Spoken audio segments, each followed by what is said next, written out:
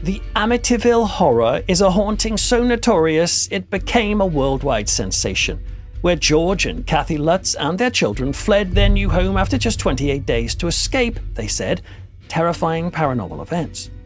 But in the decades since, many have dismissed it as nothing more than a hoax. Read the comments under any Amityville video today and you won't take long before you'll find someone saying, that's all been proven to be a scam now. But has it? Tonight, to mark 50 years since the original haunting, I'm setting aside the Amityville movies and even the best-selling original book by Jay Anson. Instead, our sole focus will be the eyewitness testimony of those who were actually there. When we do that, what emerges might surprise you, and may make it harder to dismiss this most ridiculed of all hauntings. We'll also think through the hoax claims logically to see if they are as watertight as people imagine. I have no intention on telling you what to think, but what I do ask is for you to think before turning your back on this iconic house. I'm Peter Laws, and tonight on Into the Fog we explore Amityville at 50 and ask, what if it really did happen after all? George Lee Lutz was born in 1947 in Long Island, New York. He joined the Marines, then gained 2 honors degrees, but then he moved to Boston, Massachusetts to work as an air traffic controller. While he was there, he got the call that his father, George S. Lutz, had died. It was 1971. His father ran a land surveying business, and his death caused George to move back to New York so he could take on the company. George had been married in the early 70s, but the relationship didn't work out and the marriage was annulled. But then, in 1974, he met Kathleen Connors, and the two of them fell in love. Kathy had 3 children from her previous marriage: Daniel, Danny, Christopher, and Missy. And after marrying in July 1975, they began to search for a house, a home where they could begin their new life together. They scoured the suburbs of New York and looked at many, many potential homes. Their budget wasn't huge, but they each had previous properties to sell, so they were hopeful of securing a mortgage, though money was tight. It was in the summer of 1975 when they were shown a house that would change their lives forever. And it sat on Ocean Avenue, in the quiet and affluent town of Amityville, on the south shore of Long Island. The house would later be renumbered as 108, but back then it was 112 Ocean Avenue.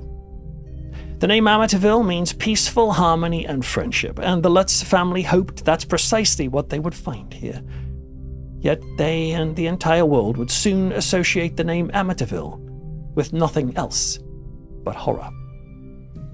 On the day they viewed the Amityville house, it wasn't just George and Kathy. The kids were there too. Missy was around 5 years old, Chris about 7, and Danny around 10. George and Kathy stepped out of their vehicle to greet the female real estate agent who led them to the Amityville house. The place looked beautiful and spacious, with a barn-like profile in the Dutch colonial style. And its most striking visual feature, the quarter-round attic windows that almost look like eyes. They were excited as they headed inside for a tour.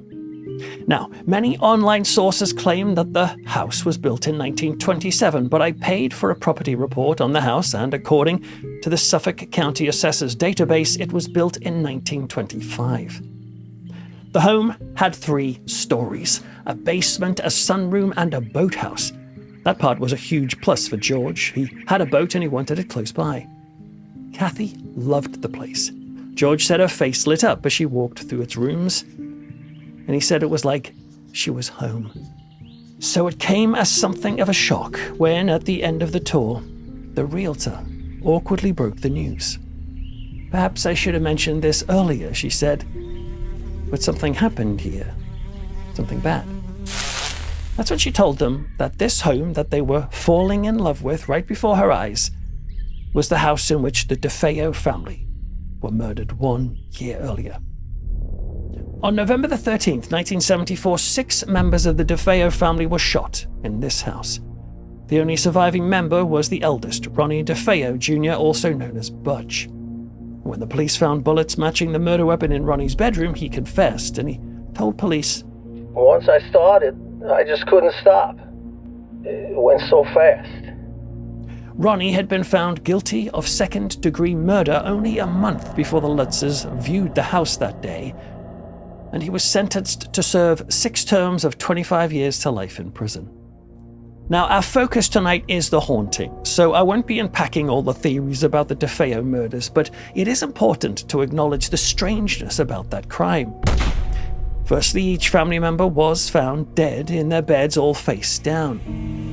This is where you might find some confusion about this case. There's a widely circulated crime scene photograph, for example, that appears to show the mother, Louise DeFeo, lying on her back. I've also read articles saying that 12-year-old Mark DeFeo was discovered half out of bed, as if he had heard the shots and tried to escape.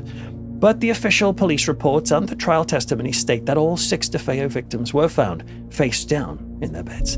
The photograph of Louise DeFeo may well have been taken after she was moved by investigators. The Suffolk County medical examiner confirmed that she was shot through the back. Also, when you actually see the photograph of Mark DeFeo, he isn't hanging out of the bed like some suggest. He's sleeping with his arm up for sure, but he's still on his front. So all were face down when shot, with no trails of blood in the rest of the room. Meaning Ronnie must have shot each of them in bed, perhaps as they slept, which of course raises the other mystery. The murder weapon was a .35 caliber Marlin rifle, a hunting gun that would have let off a loud crack, especially inside a quiet suburban home. There was no silencer on the weapon, so each shot should have yanked the rest of the family from their beds. And after the first shot, you would expect the place to erupt in chaos, meaning he would have had to chase them down to kill them, and yet they don't appear to have woken up. Theories about drugs have swirled for decades. Toxicology report came back completely clean. Did Ronnie march them by gunpoint to each lie face down in the bed? It's possible. But why didn't anyone make a run for the door while he moved them en masse from room to room? Indeed, why didn't the neighbors hear the gunshots? Yes, it was a cold November night, so most people had their windows closed, but a 12-year-old neighbor said she was woken that night at 3 a.m. by the sound of the DeFeo's dog whining. How did the sound of the dog travel, yet there were no reports of all those shots? So even if you think the haunting was a hoax, there really is something eerie and mysterious about the way the DeFeos had been murdered. Well, now the Lutzes knew the truth that those rooms they had found so homely had very recently seen an entire family shot to death. You would think this would send them running, because who on earth would live in a house like that? Well, the Lutzes were disturbed by this news, and yet they were torn by how much they loved the home. It was a handsome place with quality workmanship and so much space for the price, especially when the boathouse would save them a lot of money on mooring charges. And so they decided to go away and think about it, and they involved the kids in this decision. They told them all about the murders.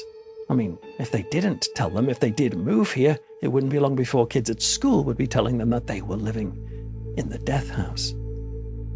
As they wrestled with this decision, they returned to view the house several times. At one point, George and Kathy even came on their boat. They wanted to go down the river that runs out the back of the house so they could view the property from the water.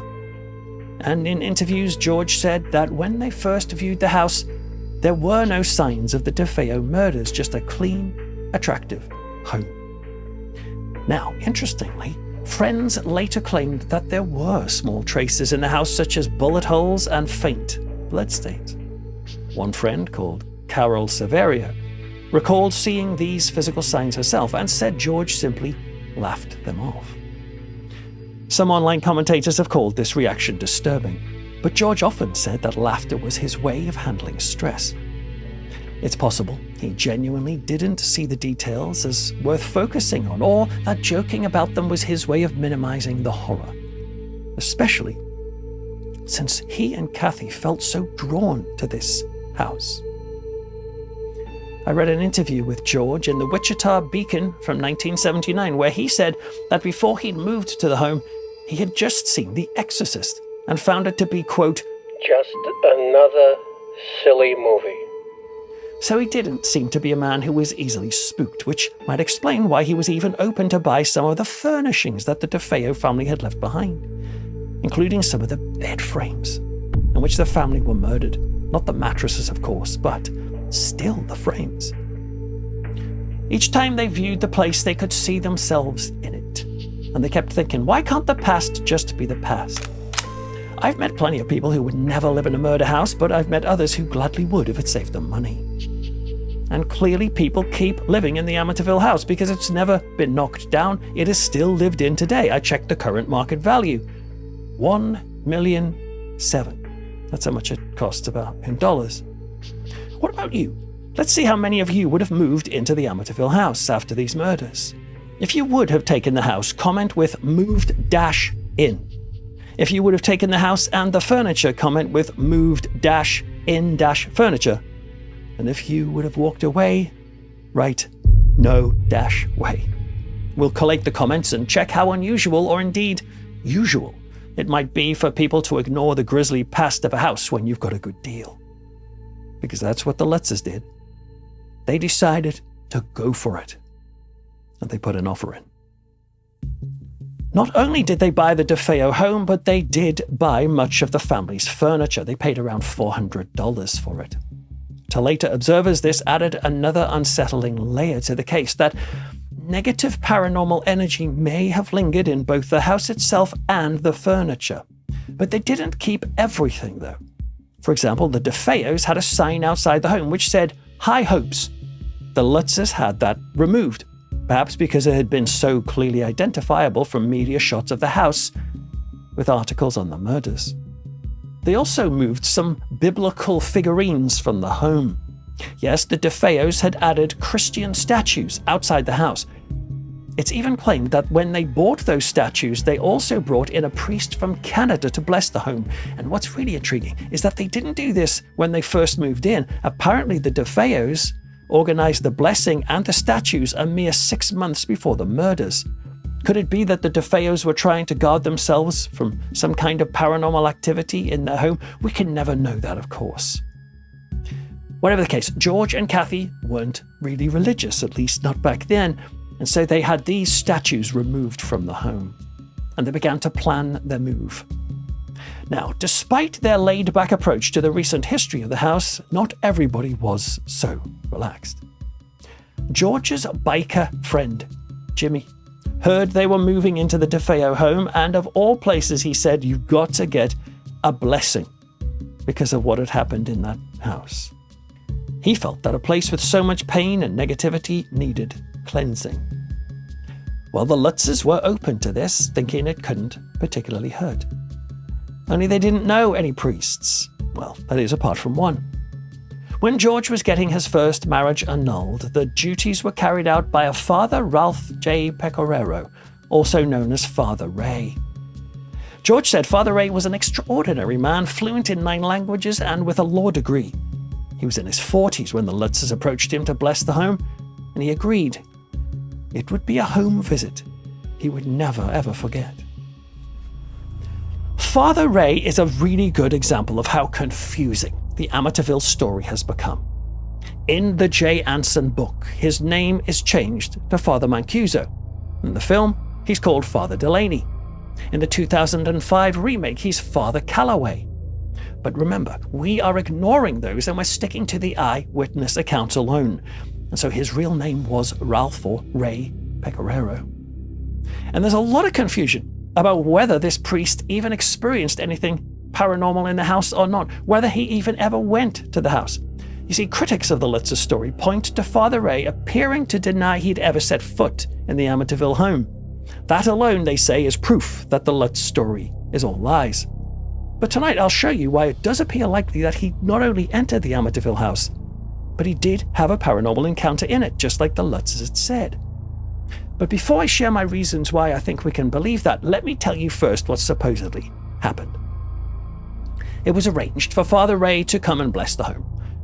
And they had it on the actual day the Lutzes moved in. That was December 18th, 1975. It was getting late when the priest arrived.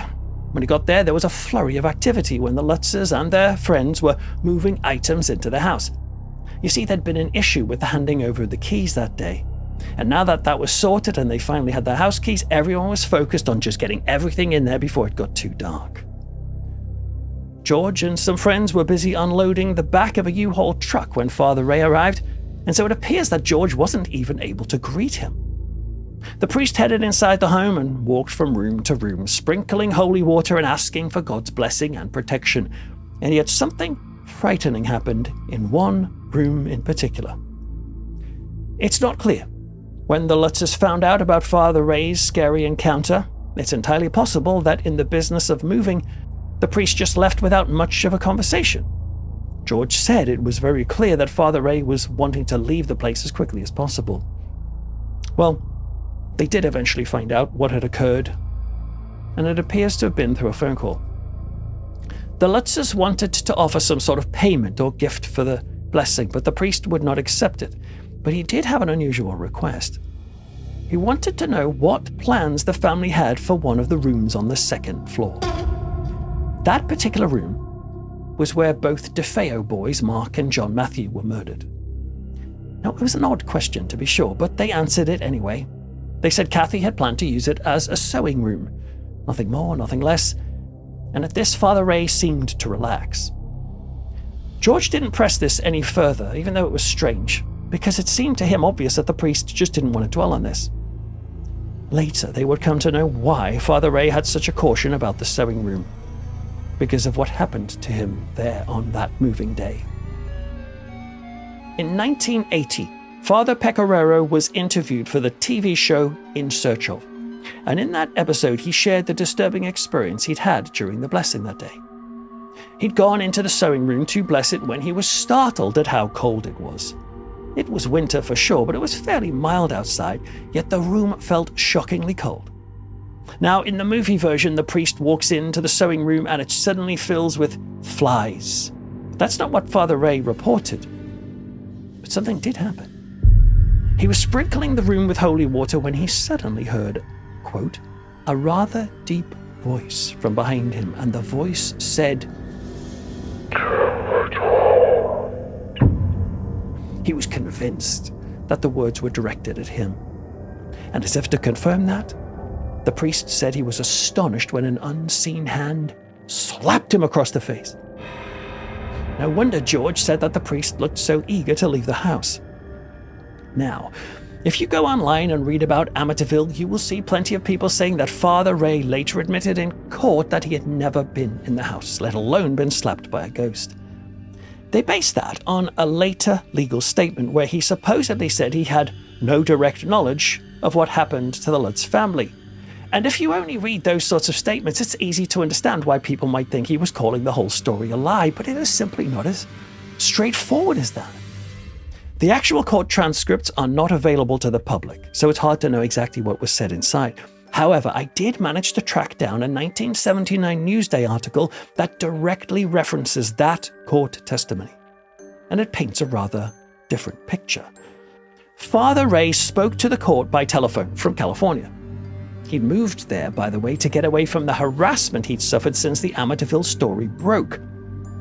You see, it became a media sensation, and as well as a string of lawsuits that came, more on that later, the priest found himself in the midst of a public relations nightmare.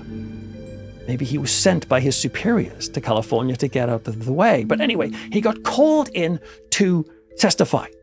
And the judge in this case was Jack Weinstein of the U.S. District Court. And during that hearing, Father Ray explained that he didn't have first-hand knowledge of everything in Jay Anson's book. Which makes sense. George Lutz himself admitted that some details in the book had been exaggerated. For example, in the movie, we see the priest character struck by a church statue and turned blind. That never happened in real life. So yes, the priest is going to say he didn't have knowledge of all of these things because they were in the film. However, the priest did tell the judge that yes, he had gone in the house on one occasion to bless it, and that he had heard the voice saying, "Get out." That's hardly denying the entire case. It's just that he didn't have direct knowledge of the other wild stuff that was either in the book or the movie, or what happened to the Lutzes without him present.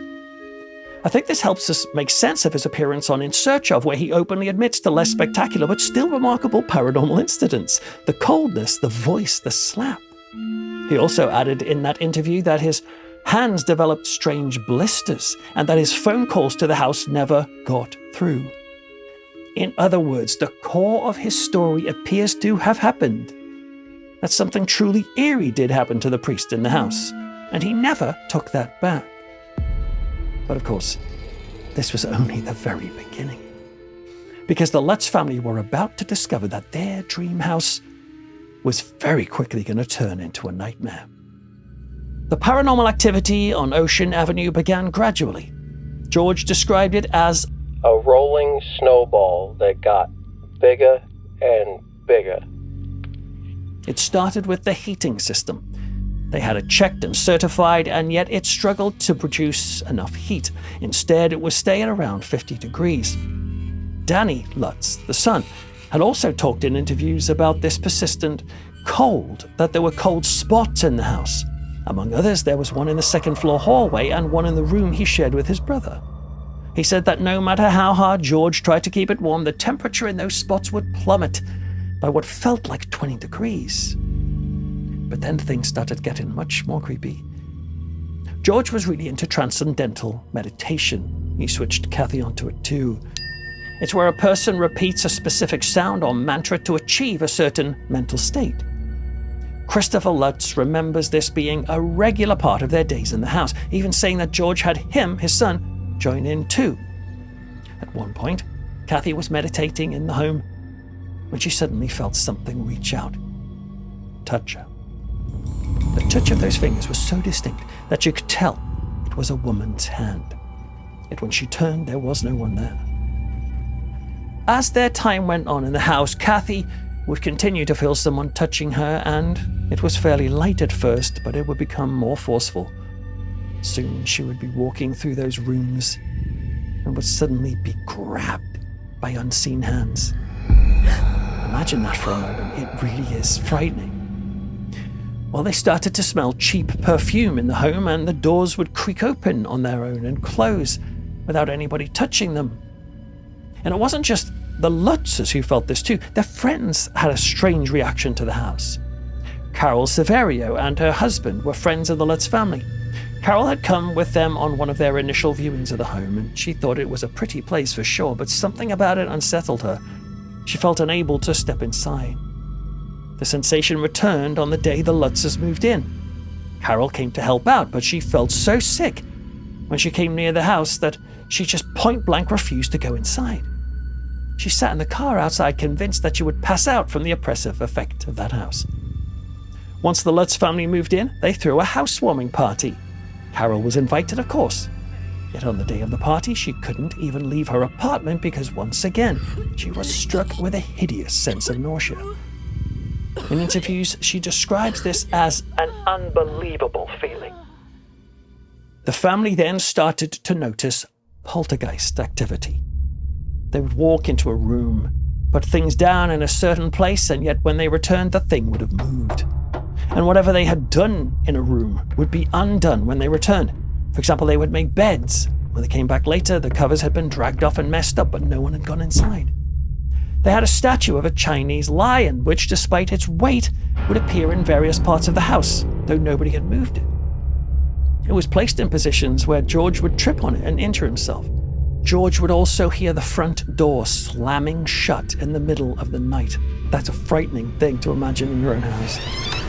He'd also wake up mysteriously between 3 and 3:30 a.m. almost every day, usually around 3:15 a.m. And when he woke, he would sometimes hear the sound of musicians tuning up. It would come from downstairs, and he assumed a clock radio had gone off, but when he checked, there was no radio playing. I must admit, I remember being really cynical about the idea of him hearing a band or a marching band through his house. I just thought it sounded like weird and corny, and I thought, this isn't a feature of any other haunting I've heard of, but now I know differently. Spectral music is sometimes reported in haunting cases. There are entire books written on the topic of paranormal cases that involve phantom music. Whenever strange things occurred in the Amityville house, the family would routinely check the cause. They'd all be sat in the kitchen, and then they'd hear footsteps walking upstairs.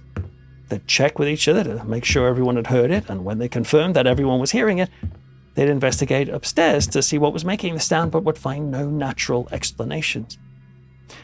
Guests in the house would hear these footsteps too, which helped the Lutz family realize that they weren't crazy, but it only confirmed that something seriously wrong was happening in their new home. Now, I mentioned one of the most memorable images from the movie and the book, which is the infestation of flies that seem to have plagued the house. The movie exaggerated the amount somewhat, but there really were flies in the home, and there was something strange about them.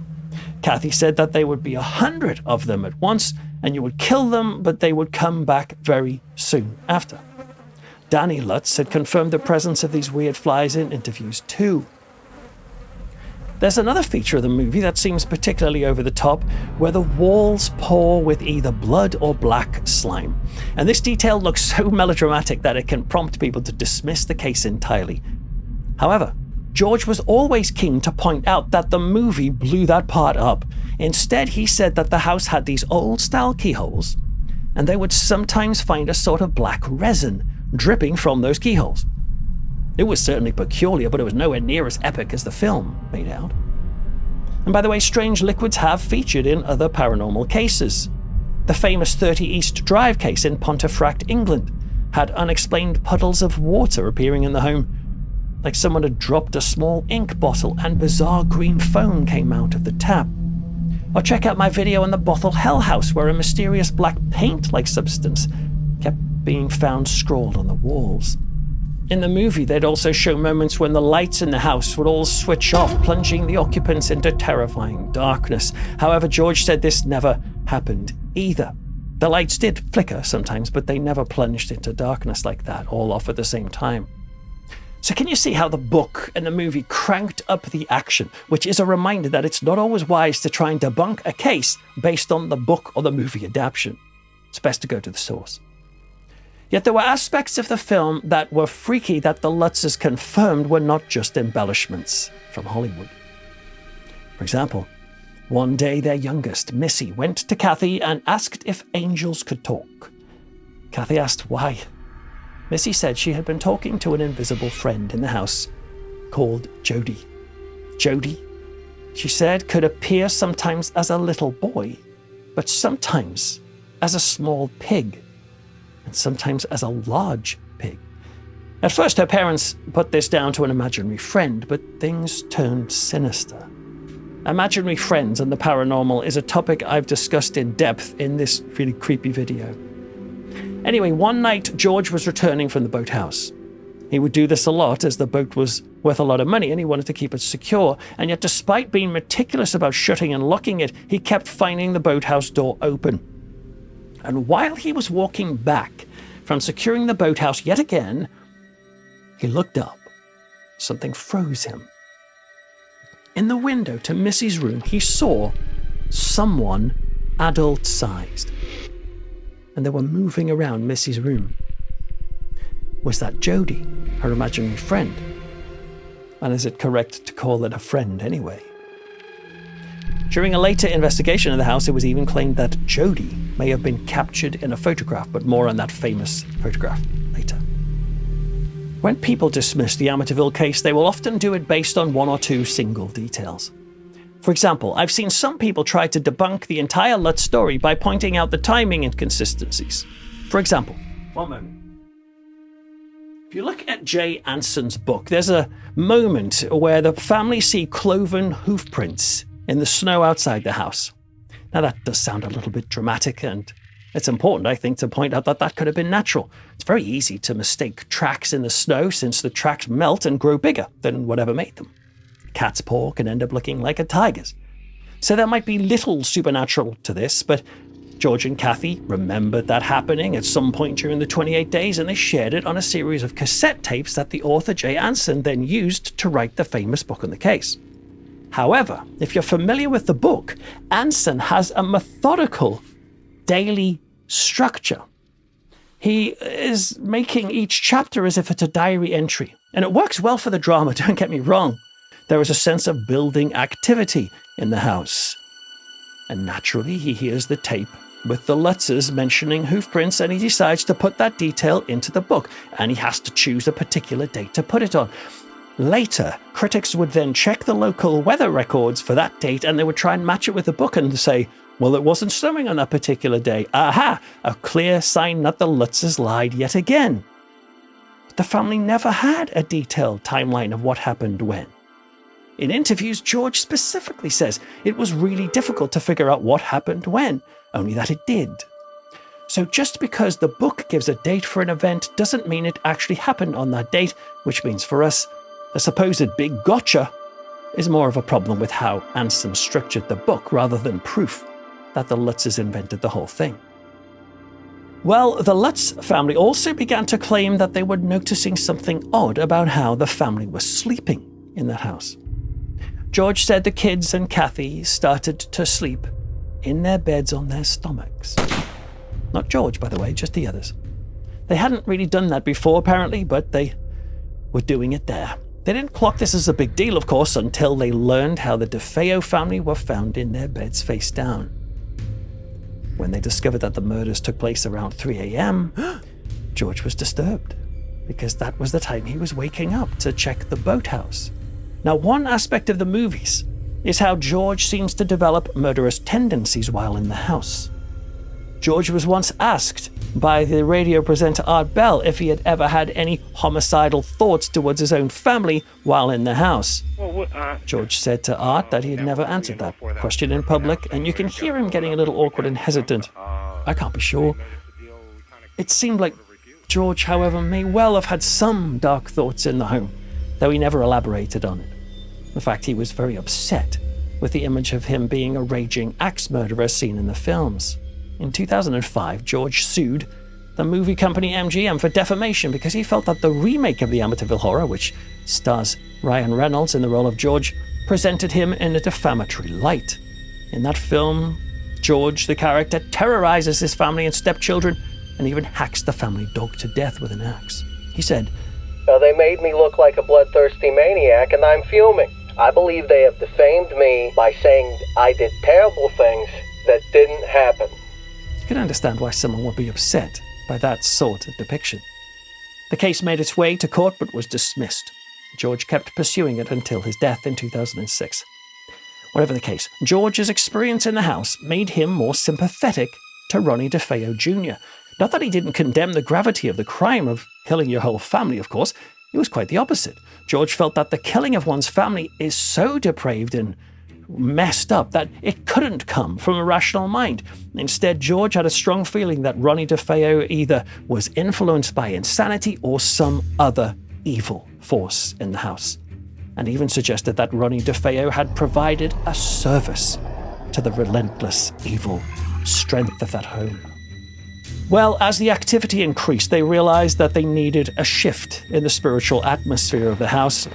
But the Lutzes said that calls to Father Ray resulted in the line being filled with static, a detail confirmed by Father Ray. This idea of the phone line being affected when seeking outside help sounds like a movie cliche, but I've seen this happen in other paranormal cases. Once again, the Bothell Hell House case is an example of where the phone gets interfered with by some sort of paranormal force when the witnesses are trying to get assistance. Well, George and Kathy were so desperate to fix the supernatural problems in their dream home that they decided if they couldn't get the priest in, they would do it themselves. A friend suggested a method to them. This friend said that they tried it in a different haunted house and found it to be effective. The plan was to go around the house, opening the windows of each room and saying the Lord's Prayer, telling whatever presence was there to leave, presumably, through those open windows. They would close the windows after the prayers to shut the presence out. They did this twice, actually, and none of it worked. In fact, the ritual proved to be a disturbing experience because George went on record to say that they heard multiple voices telling them to stop praying. Whatever was in that house did not want to leave. Some religious viewers out there might say that the Lutz's prayers were ineffectual due to their weak religious faith, but Father Pecoraro was an extremely active Christian leader at the time. His prayers were similarly ineffective.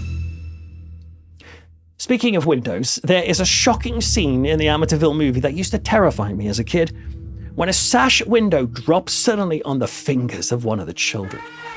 Was that scene a pure exaggeration? Well, no. George and Danny have both independently confirmed that that part really did happen too. Danny was in the sewing room the room Father Ray had warned them about, when the window dropped and crushed his hand. George used the word flattened, which can sound like an exaggeration when you think about it, but actually this can happen. I have 2 family members who have once had their fingers or thumb caught in a car door and a train door, and get this, the doors completely closed with their fingers trapped inside. But it didn't sever the fingers and somehow didn't even break them. Well, in interviews, George said that his initial reaction to this was rage. In 1979, he told the Wichita Beacon that was the first time that it had drawn blood. I went bananas. I started shouting for it to come out and fight. Of course, this window could have just dropped accidentally and not be paranormal. It was an old house after all, but you can understand why, during such a period of intense paranormal activity, that the Lutzes would see this as potentially being connected to the haunting. Danny Lutz has shown on camera that even today he has a slightly disfigured finger because of this incident.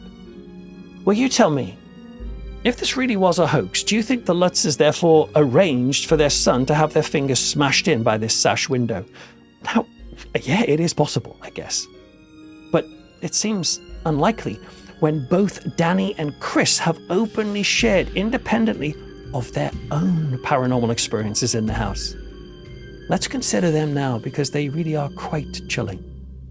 It took a long time for Danny to talk about his experience in the Amityville house, but he shared his side of the story in a fascinating documentary from 2012 called My Amityville Horror. Even then, he struggled to talk about those intense, vivid memories from his childhood. Don't forget, he was only 10 years old when all of this happened, and he said the uneasiness started as soon as they moved in. But in Danny's account, the details we've already heard become even more extreme. Those flies inside the house, well, Danny remembers there being thousands at times, just like the film. And he describes killing hundreds of them himself, only to have those flies disappear when he brought Kathy in to see them. He saw something in his sister's window too, just like George had seen, but he described what he saw as almost like a cartoon character of an angry pig with wolf-like teeth and red eyes, like laser beam red eyes. He adds a chilling detail to the aftermath of the incident with the window that fell on his hand. After that event, he was sitting in the kitchen with Kathy when the side door opened very slowly and by itself. Something Danny described as a spirit drifted into the room, and he said it passed through his injured hand to sit at the kitchen table. It even left a visible impression on the seat. One of the memories that haunts Danny most, and still recurs regularly in his nightmares, is when their pet dog, Harry, was tied up outside the garage. Harry was getting so frightened by something that he tried to jump over the fence to get away, but his leash was too short to reach the ground on the other side, and it left him hanging. Danny remembers struggling to free him, and it's this moment that comes back, a dream he says he's had at least 500 times over the years. But in those dreams, he's not always himself, the small boy trying to save his pet. Sometimes he's the dog, Harry, desperately trying to get free. Sometimes they're trying to kill each other. Why had Harry been so frightened? Danny said that the garage was under possession because it kept slamming up and down, needing both him and George to wrestle it shut. Danny even says that at one point, something took control of him and he was thrown up the staircase. And he feels very sure in that moment that his body and mind was possessed. There's no sensationalism in the way Danny talks about this, by the way. If anything, those incredible details feel like the ones he's most reluctant to relive. Christopher Lutz has been more open than Danny over the years, yet when he spoke in 2023, he made it clear that it was about setting the record straight and finally telling the story in his own words. In the documentary Amityville, An Origin Story, he remembered the same uneasiness. He remembered the flies in the sewing room, the sudden cold spots that shouldn't have been there. He remembers taking part in the family's attempt to bless the house, opening and closing windows while his parents prayed. He says that it was after that ritual that Danny's hands were caught in the frame and he remembers his brother screaming as they struggled to get him free. Chris had his own stories too. He recalled a fight with Danny at Christmas when he was tricked into stepping into their bedroom closet. Danny slammed the door, holding it shut, and as Christopher inside backed up into the dark, he felt something seize his calf. Picture that on your own body for a moment. Trapped in pitch darkness, unable to get out, with everything that had already been happening in the house, and then you feel unseen fingers clasping around your leg. Around New Year, he had another chilling experience. He was laying on his bed after school, and he looked into the hallway and saw what he described as a shadow figure drifting towards him. Its legs not touching the ground, he was frozen with fear. Well, everyone could tell that the activity in the Amityville house was gradually increasing, but it was the events of the final night, that's night 28, that drove them to flee Ocean Avenue. George Lutz didn't often speak of that night, saying that the trauma of it would come flooding back to him in the retelling, and he didn't want to do that. But here's what I've been able to gather from his interviews about the final night, which he started to become more open about in his final years. It's pretty wild. He said that there was an incredible storm raging outside, though he felt like it was only concentrated on their house, not on the region in general. He could hear the children's beds slamming up and down on the floor. Danny independently spoke about this too, saying that he and Chris were woken up by their beds levitating that night. The headboards and footboards were smashing into each other and banging off the ceiling. He remembers doors slamming, people shouting, a sense of chaos. Yet when George went to help them, he could not get out of bed. He felt pinned by an invisible force, and he was trapped there for most of the night. Their dog, Harry, was badly affected by that night too. They found him walking in circles, just vomiting over and over again. And during the ordeal, George heard a strange, intense moan come from inside himself. He found himself repeating the phrase, "It's in Chris's room. It's in Chris's room." Was that his own voice in despair, or was this deep voice the same voice that had told Father Ray to get out? And now it was speaking through George. Then he was horrified to see Kathy rising from the bed. She seemed to levitate and then drift away from George, her skin apparently transforming into an old woman with scratches across her stomach. George said he was at least able to physically reach out and grab her. Now, I can't lie, the idea of levitation, for example, at first just sounds utterly ridiculous. And it could be an understandable reason why many people think the Amityville claims are laughable. Yet this phenomenon has been reported in several other well-known paranormal cases with multiple witnesses. A great example is the Enfield poltergeist in the late 1970s in UK.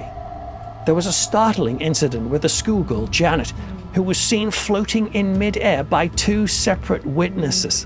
This happened in the bedroom of her Enfield house opposite the local school, and at the time, Hazel Short, who was a local school crossing guard, just happened to be working at the school gates, and simultaneously, a local baker called John Rainbow was delivering bread to that school. Both adults gave independent statements saying that they looked up and noticed Janet's bedroom window and saw Janet floating near the ceiling of her room. John was worried that she was going to smash through the glass window. So I get it, as wild and crazy as levitation sounds, it is not unheard of in paranormal cases. And that localized storm that only affected their house, again, sounds ridiculous. But for a startling example of this, check out my video on the Pennsylvania Rain Man, where multiple witnesses saw what seemed like rain pouring inside a house. Well, as you can imagine, all this became too much. But unlike the movie, they did not leave on that actual night. If, like me, you watched the original Amityville Horror film, the dramatic final scenes show the Lutzes racing from the house in the middle of the night. Yet this is another element of the film that isn't actually true. They did have a horrendous final night in the house with, ironically, dramatic experiences that didn't appear in the film. Yet they didn't just up and leave. It was the following day, when the family were discussing what to do next, that they called Father Pecoraro to ask him for advice. This time they were able to speak to him on the line, and the priest was astonished that they were still in the home. He told them to get out, just as he had been told to get out. Again, the priest confirmed this happened in that court statement. It was finally decided. They knew they couldn't bear to face another night on Ocean Avenue. And so they decided they would just get up and go. But it's important to know that, unlike the impression we get from the movie, they didn't see this as permanent. Sure, the Lutzes fled the house in fear, but they did hope to return one day.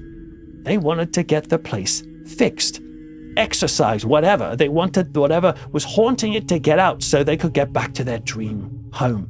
This explains why they left so much clothing and food there. The plan was never to stay away forever, but to come back and reclaim the house that was theirs. Who knows, maybe they were in denial. But when they left the place that afternoon, the Lutz family did not appreciate that they would never, ever live in the Amityville house again. Well, they went to stay at Kathy's mom's house, Mrs. Connor's. While they were there, George admitted it was hard not to go back to the house in that first week. All of his stuff was there. Indeed, when he drove to his mother-in-law's house, he had to pass an exit that led to Ocean Avenue, and he said that sometimes it was a real struggle to not turn the wheel and drive back to check on his stuff. Was the house calling to him? Who knows? But he managed to resist. While they were there, their friend Carol Severio came to visit. She was shocked at the change in George, from the carefree, happy man she had known to someone who she described as looking broken. For Carol, the transformation was proof that something profound had happened in the home. Maybe some of that was because the phenomena hadn't totally stopped. Listen, George said there were echoes of it even at Kathy's mother's house. Kathy had that physical transformation again, her skin turning old, and this time her mother saw it. Both he and Kathy even had another levitation incident in her mom's house, though interestingly, he said that this was a pleasant experience and they were talking to each other while it happened. Was the house trying to entice them back with a positive spin on its supernatural power? We can never know. But they stayed at Kathy's mom's while they figured out how they would get the house fixed. And that's when they called in the psychic investigators. Well, the Lutzes had fled the house, but they still owned it, of course. But they were too scared to return there themselves. So they did give the keys to various investigators in the hope that these paranormal specialists might rid the house of its supernatural power. These visits happened on 3 separate occasions, and they included multiple people from various disciplines. The famous and controversial Ed and Lorraine Warren came to Amityville, as did a raft of other psychics and investigators. They had a team from Duke University come to the home, for example. The New York Psychical Research Institute came too. There were also several journalists present. As you can imagine, this was a story everybody wanted to cover. One of them was a young reporter called Laura DiDio, who had been working on a documentary about the paranormal when the Lutz's story hit the headlines. She won the family's trust at an early stage, and she's credited with breaking several stories about the case.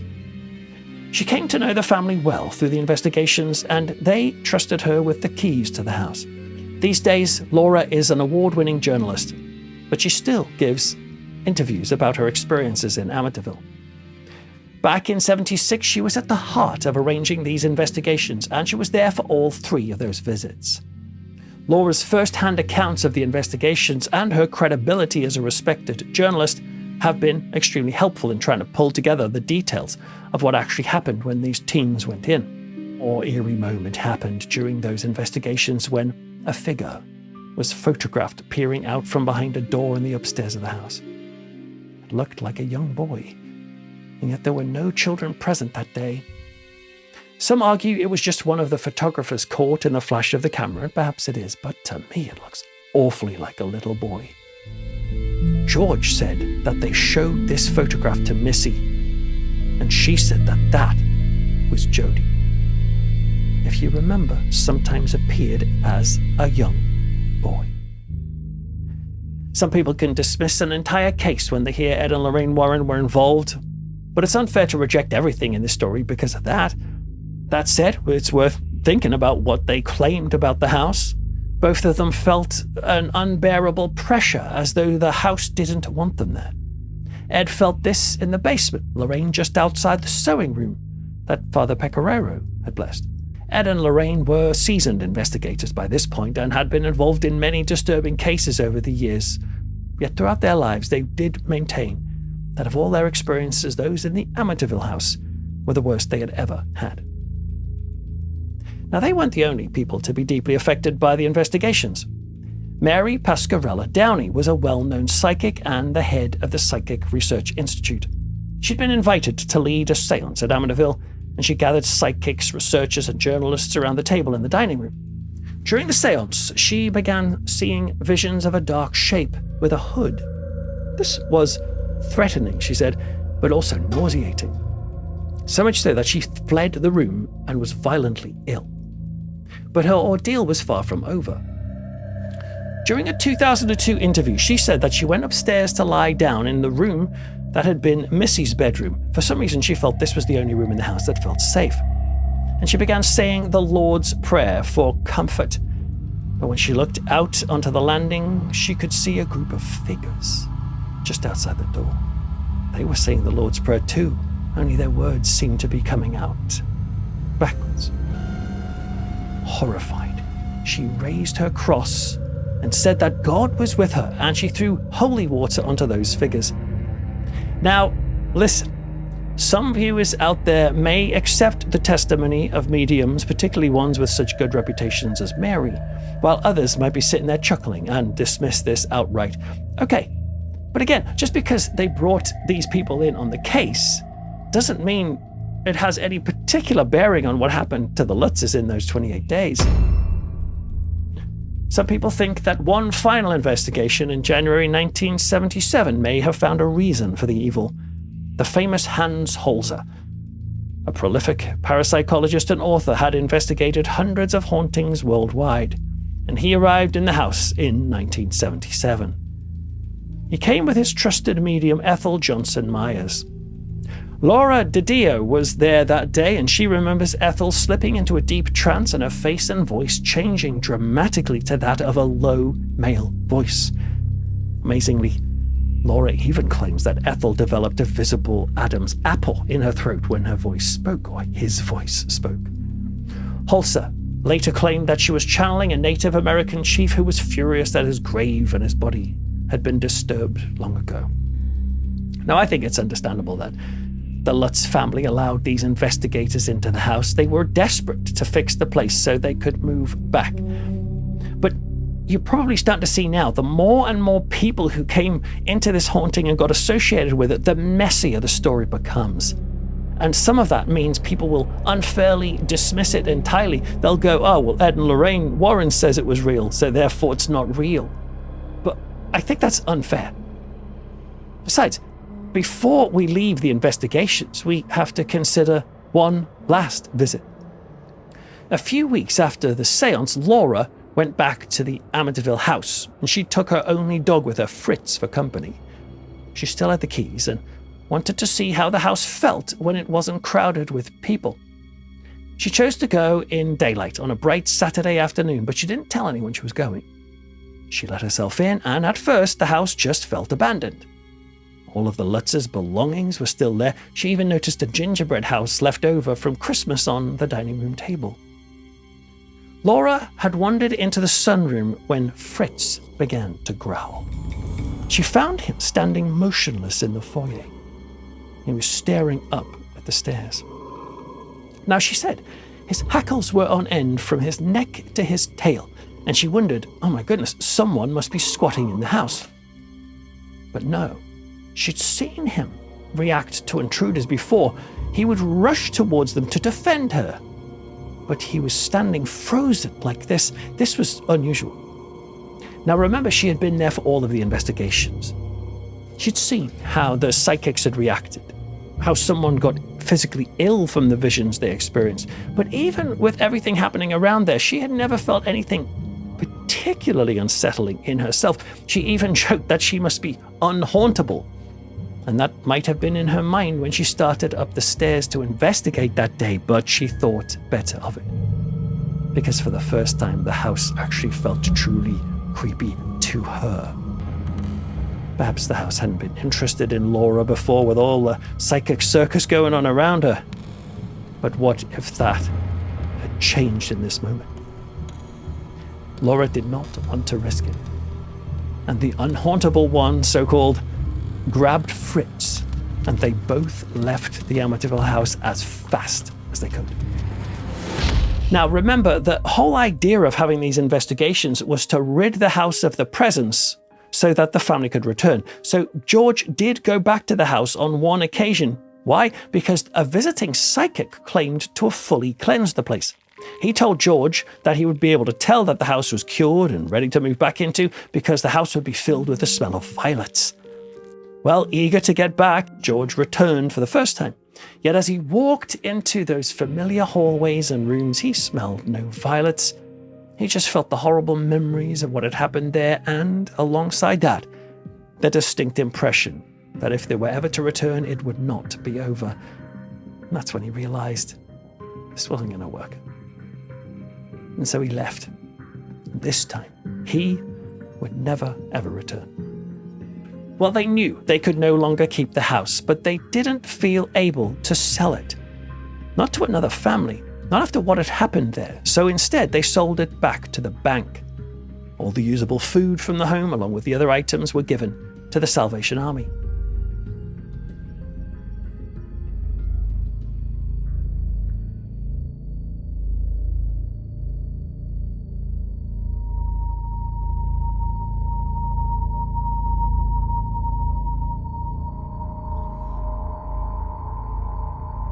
Some of their friends were able to collect a few items for the family, like George's grandfather's chest, for example. But they left almost everything else behind because they simply didn't want to be connected with it.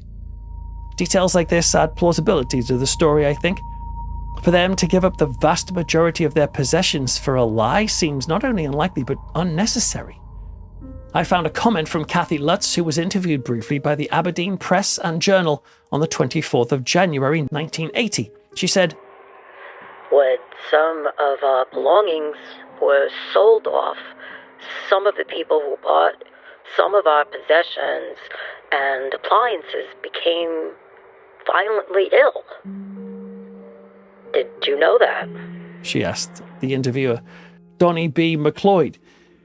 Well, he had an interesting response to meeting the Lutzes that day. He wrote that he didn't believe the film or the book.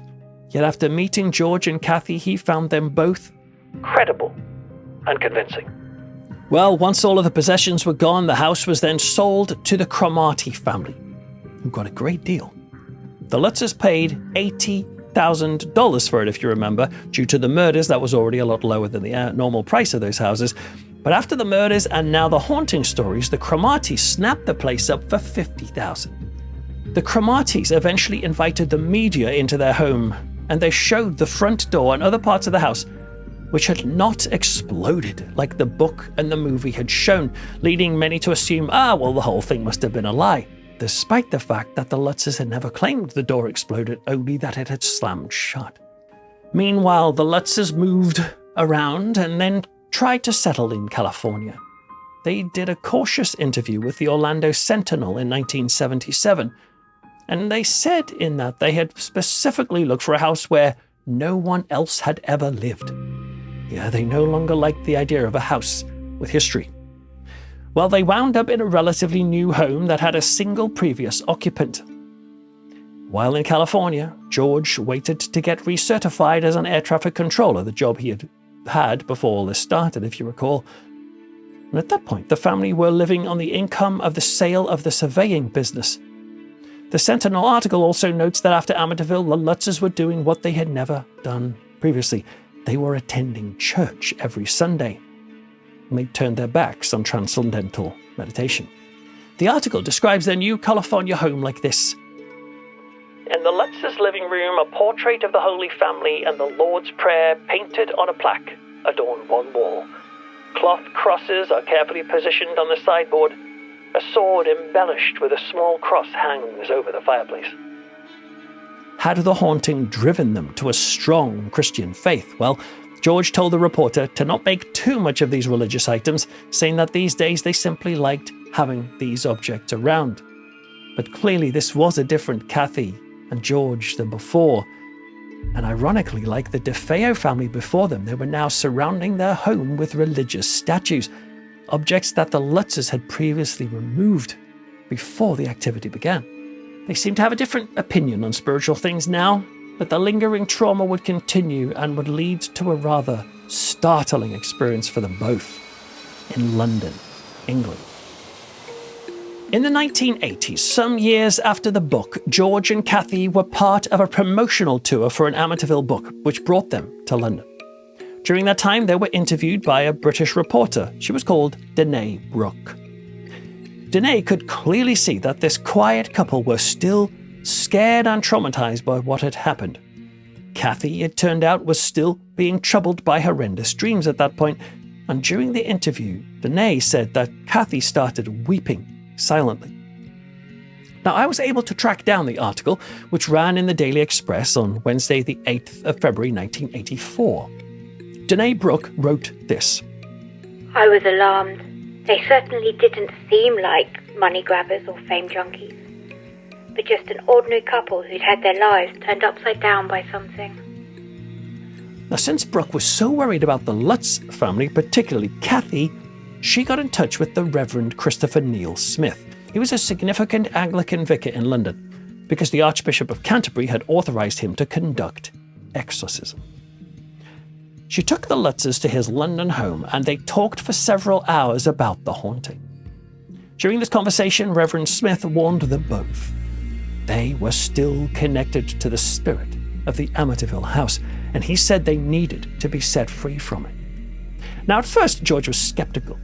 How could a British vicar from thousands of miles away have any effect on Amityville? Reverend Smith, on the other hand, found George's skepticism concerning, and he started to worry that something was influencing George. During that interview, the vicar took Danae Brooke aside and told her this. The entity is still affecting them. It's very strong. I see it around them, particularly George. It pulls him down. The trouble is not over yet. You wait and see. Reverend Smith then told the Lutzes that they would have to go through, in his opinion, a rite of separation, a ritual that would disconnect them from the entities in that home. It wasn't so much an exorcism on the house, but rather on them. George was reluctant and started giving many reasons why they shouldn't go through with it, but this made Danae, the journalist, angry. She could see that the couple needed help, but George appeared to be pushing away the exorcism, and it was late, around 10 p.m, when Danae suddenly blurted out that if these two did not agree to the exorcism, she was going to write up her article denouncing them as gold-digging charlatans. What else could George and Kathy do? They agreed. And within minutes, Reverend Neil Smith was leading them into his church, which was next door to the vicarage. Danae was not allowed to attend that part, so she went back to the vicarage to wait, and it was over an hour later when the Lutzes walked back. Now the ritual was complete, Danae writes this. The difference was unbelievable. They somehow looked lighter. Kathy was elated. Her eyes shone. She was smiling for the first time since I met her. She asked Reverend Neil Smith what had happened, and all he could say was, It was a terrific struggle. It was very difficult, very strong. It took a long time. I had to literally wrestle the spirit. George had to be physically restrained. But now he said they were both free, and they departed the vicarage after midnight. Critics may say that this exorcism was a performance to promote the book and its sequels. Yet this official authorized exorcist from Britain's highest Anglican bishop, who had performed literally thousands of exhausting exorcisms, simply said this of the Lutz case, that it was extraordinary. George and Kathy were certainly traumatized by the home, and they would continue to be for the rest of their lives. But in time, George would sometimes think of what happened to the DeFeo family, and he feared that they too could have wound up dead if they hadn't escaped. They were at least grateful for that. Both Danny and Chris have talked about the long-term impact of their time on Ocean Avenue. Danny talks about how he drifted through his teens after they left the house, spending times homeless and even living rough in the desert for a while. As an adult, he built a steady life as a UPS driver in New York and raised a family. but it seems that the experiences have never really left him. In many ways, he has spent his life carrying the weight of being the Amityville guy. He said, "All I do is walk around protecting that 10-year-old kid." Looking back, he blames George for it all. I don't mean for lying about it, I mean for causing the paranormal activity. He says that George had been fascinated by the occult even before they moved to Amityville, with shelves filled with books on Satanism, hypnosis, and mind control. This will sound extreme, but he even said that George was capable of practicing telekinesis, the ability to move objects without touching them. Danny is adamant that George's involvement with these things caused what was going on in the house, and even described the whole haunting as like a magic trick gone bad that you couldn't shut off. It's important to say that their relationship had been troubled from the start. Danny was always very close to his mother, and he was only around 8 years old when George first came on the scene. Danny saw this new relationship as an intrusion and certainly would never see George as a father. Those feelings of animosity and resentment came across strongly in his interviews. He even describes how he tried to kill George on several occasions. He wasn't sorry to hear that he had died. Christopher also lays some of the blame on George. Their relationship may have been less fraught than Danny's, but he also believed that George had opened a door to something. The transcendental meditation George practiced and those mantras he taught the family to chant, well, Christopher didn't believe they were innocent symbols, but rather invocations. The name of a dark spirit, something malignant that took hold of George. He was responsible for the haunting that they all endured. Now, you might be wondering here about Missy and what she remembers. Well, we don't know. She's living a private life now and has never spoken on record about her time in the house or whether anything came afterwards. Well, over the years since the haunting, George and Kathy appeared together in some interviews, even in their later years, and it always made me think that they had stayed married for the rest of their lives, but this isn't the case. They actually got divorced in the early 1980s.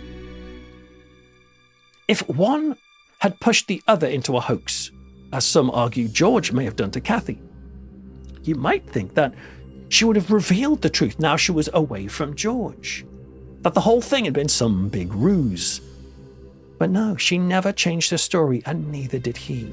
They were just another family who had experienced a haunting, only when they shared theirs, it became a global phenomenon. And with the fame of the story also came the ridicule. Which leads us to our final section where we need to consider, was this a hoax, like so many people say? Or was the Amityville Horror a genuine haunting that simply turned into a pop culture circus? The Amityville Horror by Jay Anson was an absolutely huge success, as was the movie from American International Pictures.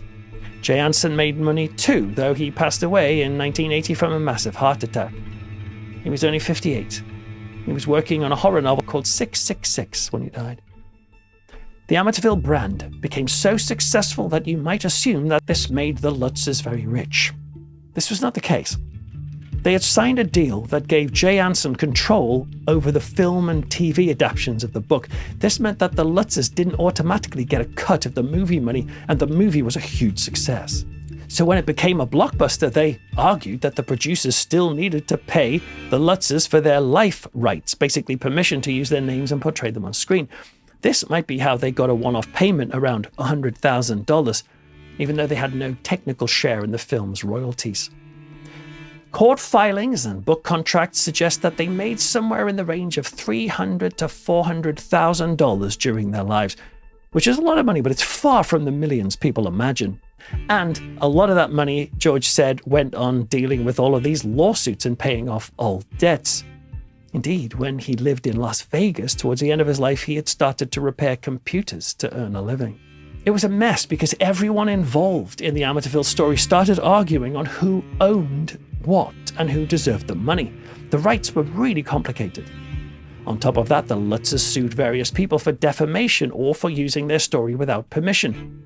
Even William Weber, who was Ronald DeFeo's former lawyer, claimed that he had helped the Lutzes create the story over a few bottles of wine. Now, we need to pause with this one for a second because I have lost count of the amount of people who say, However, that William Weber guy has already shown everyone that they just made this up over wine, as if this was a killer blow to the entire Lutz story. Yet, for a start, how do we know that William Weber was telling the truth himself?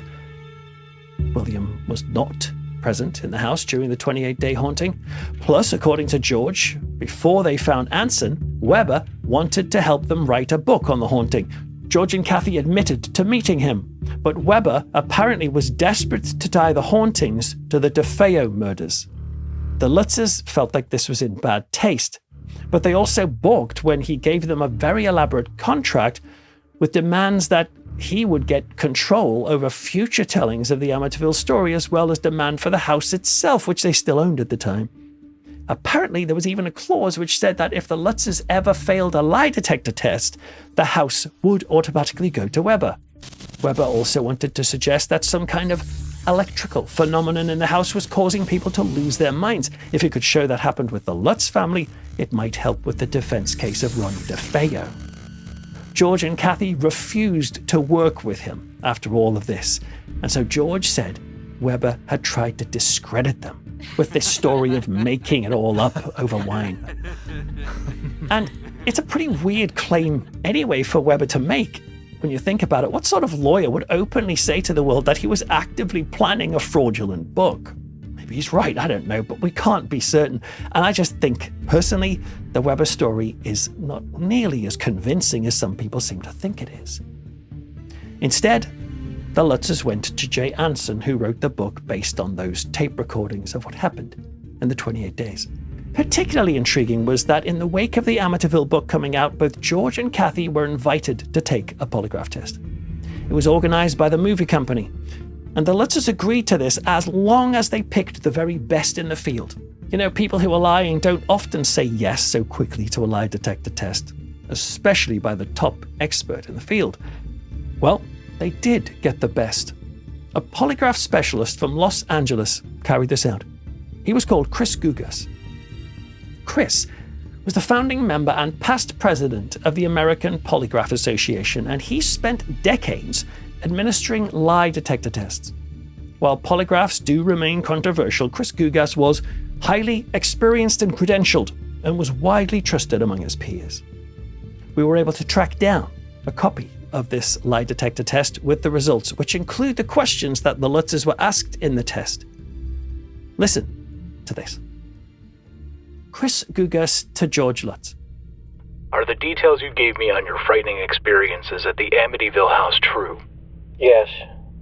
When you fled your Amityville house, were you in fear of your life and the well-being of your family? Yes. After leaving Amityville, did you and Kathy both levitate at your mother-in-law's house? Yes. During your 28 days in Amityville, did you experience unexplained flies and disturbing odors on several occasions? Yes. At the Amityville house, did you hear what sounded like a marching band tuning up in the middle of the night? Yes. And now, Michael Rice to Kathy Lutz. To the best of your ability, did the events of that Amityville house as recorded on your tapes actually happen? Yes. Are all the events discussed in your interview today true and correct? Yes. While in that Amityville house, did you actually see yourself as an old woman? Yes. While in that Amityville house, were you embraced by an invisible being? Yes. While in your Amityville bed, did you actually feel the presence of an invisible being over you? Yes. After completing the test on George and Kathy, the report states that Mr. George Lutz and Mrs. Kathy Lutz answered truthfully to all his critical questions, and that no deception was indicated to any of those questions. Chris also said this to the Washington Post. They both answered truthfully. They were pretty frightened, and it took us nearly 2 hours to get them calmed down. But what they told us, they believed.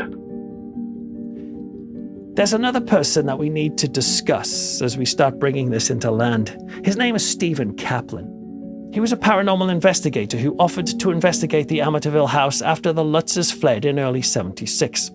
However, the Lutzes declined, citing unease about his credentials, particularly because he claimed to be a vampirologist, someone who studies vampires. For the Lutzes, his involvement could bring ridicule and unwanted publicity. Kaplan was also refused by the famous paranormal author and researcher Hans Holzer, who we've heard about already in this.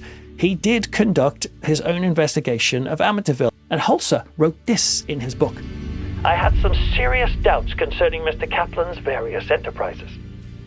Well, this exclusion may have stung because from that point on, Kaplan seems to have made it his personal mission to dismantle the Amityville story, writing articles and eventually co-authoring the book, The Amityville Horror Conspiracy, with his wife. Now, please don't misunderstand me. I don't have enough detail about Kaplan to confirm he had an actual vendetta against the case, and indeed I've read articles defending his meticulous research.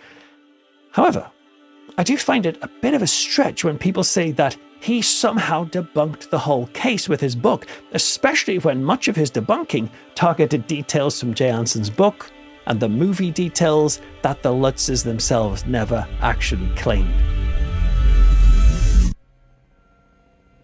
And so, was it a total hoax? Possibly. But given all that we've discussed tonight, can I be honest with you? I think that's unlikely. Not least because if it was a hoax, they would have done a better job of it. Paranormal researcher and writer John Fraser writes, if the story was pure invention, why would the Lutzes have come up with such odd and atypical paranormal events? When George Lutz spoke to ABC News about the haunting, he said that if they had made this all up, they would have come up with a much better story. Or consider little details like this. The Lutzes didn't take photographs of the incidents. For example, you know the injury to George's ankle when he tripped over the Chinese lion ornament? That had been mysteriously placed in his way. If that had really happened, surely he could have photographed that for evidence. So you could say the lack of a picture fuels the hoax theory. Yet by the same token, if it was a planned hoax, surely it would have been simple to take a picture of a fake injury. But they didn't even do that. Can you see how you can go in circles like this? The lack of photographic evidence might just be more authentic. For the time, this was 1975. People weren't walking around with iPhones, snapping videos and pictures every other second. And okay, if it was a hoax to make money, why didn't the Lutzes keep the house on when it became a media sensation? If it was all about cash, surely they would have made a fortune from charging people to visit. Yet they sold it back to the bank. Perhaps because they really did see it as a tainted house that they just wanted rid of. You know, the Amityville Horror is a very instructive case study when it comes to the paranormal world and how we react to it. It's been scrutinized for 50 years, and so it's no wonder that people pick it apart. In his book, Pure Observation, Paul Garrett Proctor says that while moderating a popular Facebook page about Amityville, he constantly sees people dismissing the entire haunting based on isolated factors. Example, in the book and film, they make out that the house had a hidden red room that was basically the portal to hell. But then people see a news clip of the real room and it's no big deal. And they think, case closed. The Lutzes lied. Not realizing that the Lutzes never claimed it was the portal to hell. They just said that they found this room and their dog didn't like it. Or there's this other classic tool for debunking Amityville when people say, well, there's been no hauntings in the house ever since, so the Lutzes must be lying. Think about this for a second. Are we really saying that all haunted locations are constantly haunted for everybody? That's not always the case, is it? Proctor makes the point that if people go on a ghost hunt in an old castle, let's say, and they don't see a ghost, they don't leave and automatically say there wasn't ever a ghost because they didn't see one. They recognize that activity seems to come and go, depending on who is there. If a place is once haunted, always haunted, however, like the Amityville detractors say should be, then every visitor to every old castle should be seeing ghosts swirling about their heads at all times. Besides, we don't even know for certain that there hasn't been strange incidents in the house since. Certainly no later residents have said so publicly, so we should respect that and assume there hasn't been. But if there was activity there, would anyone living there want to share it after the sheer ridicule the Lutzes faced? There is one event on record that suggests something more. In May 2010, James Smith, a licensed real estate agent, was just doing his job. The Lutz's old house was on the market again, and it was open for brokers to look around. He went along with 3 other fellow agents he didn't know particularly well. To begin with, he didn't find the house unsettling at all, but when he stepped into the basement, something felt very wrong. The air turned sharp and cold, emanating from a 15-inch hole in a concrete wall. He said it was like someone had opened a freezer door. But more than that, there was a disturbing sensation of being watched that James described in vivid detail. Listen to this. You know that feeling when you are sleeping and you can tell someone is looking over you? Someone is standing there before you even see them? Then you open your eyes and you see someone standing there? That's what it felt like. So we all looked at each other and we took off. Yeah, they fled the house. Outside, a Channel 4 reporter was doing some report on the house because it was up for sale and everything, and the Channel 4 reporter intercepted them. Smith gave a short interview, though he stayed quiet for over a year despite media hounding. I am the biggest skeptic there is, but because I was with other people and we were all having the same feelings, it legitimized the experience. This wasn't 1975. There were no book deals on offer. He left Ocean Avenue convinced that something, whatever it is, still lingers in that house. Even if there were no other hauntings in that home, perhaps there was something specific about the immediate aftermath of the DeFeo murders, and maybe even the tensions in the Lutz family, or perhaps, as the kids have said, the exploration of occult practices that may have opened some sort of doorway of perception for a short time. But just saying there have been no further hauntings just isn't quite the skeptical slam dunk that some people seem to think it is. If it was a hoax, that's a huge accusation, and it would involve multiple crimes of fraud. Laura DiDio talked about background checks that her news channel had done on both George and Kathy. They found no evidence of anything in their histories that would have suggested they were likely to commit this kind of crime. Plus, and I do think this is both obvious but must be restated, the idea of it being a pre-planned scam is based on the benefit of extreme hindsight. We, on the other side of 1975, have seen the media phenomenon that span off from this. Yet there could have been no guarantee that a haunting story would end up as a money spinner like this one did. If the Lutzes had been savvy about this hoax and wanted to get the most from it, wouldn't they have at least fully secured the movie rights or written the book themselves? Since they didn't make a lot of money from the hoax, couldn't they have made a bunch of cash later by finally revealing the story of how they set it up and how they fooled the world? They never did. They stuck to their account until their deaths. Kathy developed a breathing disorder called valley fever, though she would eventually die of emphysema. In 2004, she was 57. And at 59, George Lutz died from heart disease on May the 8th, 2006 in Las Vegas, Nevada. Neither of them even reached their 60th birthday. The kids are still alive, though. They could make some money by revealing the hoax, but they never have. Instead, they have simply confirmed that it really did happen. As we bring this episode of Into the Fog to a close, and it's been a big one, I want to leave you with a question. What if the Amityville Horror really did begin with a plausible, genuine, and unsettling haunting that spun wildly out of control once publishers, filmmakers, and reporters began to circle? And yeah, perhaps the Lutzes themselves got caught up in that with all of these sequels and stories afterwards. I don't know. But does it mean it was a lie from the start? Today, the name Amityville is almost a joke in pop culture. That's partly to do with the fact that the word Amityville is not a protected title. It's the name of a real place, so anyone can slap it on their work. And they have, over the decades. The name has been attached to a dizzying array of films, from routine horror sequels to outlandish titles like Amityville Vibrator. Heck, a friend of mine made the movie Amityville Theater. He didn't need to pay any royalties to anyone. He just put the name in the title, and he's got an Amityville film. Each new parody or fictionalized novel expands the universe, but you could say cheapens the original account. I love all of these films, they're a lot of fun. But it can end up making Amityville feel like a pop culture punchline instead of a legitimate mystery. This is why I really think we should be cautious when any book, video, podcast, or article boldly claims to finally reveal the true story of the Amityville Horror. Because let me be clear, I'm certainly not doing that here. I don't think any of us can be that confident either way.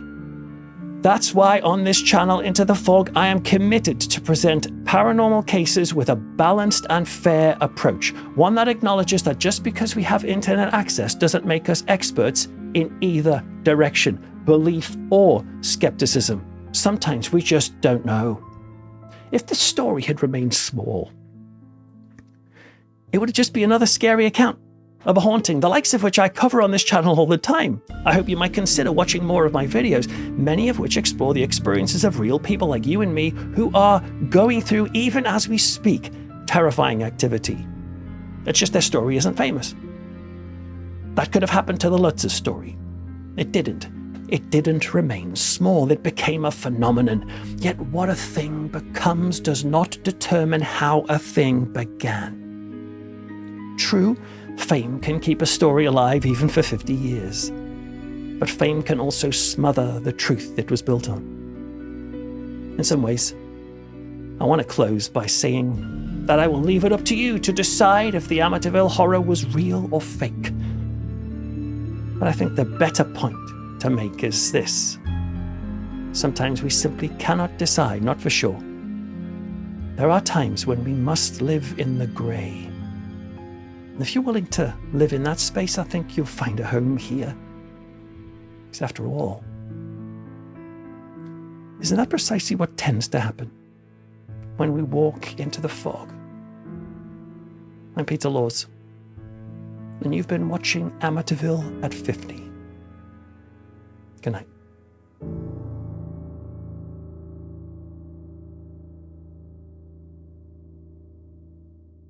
Thanks for watching. If you enjoyed this and want to support the channel, or you want to get extra stuff from me, why not check out patreon.com/Peter Laws. Otherwise, stick around.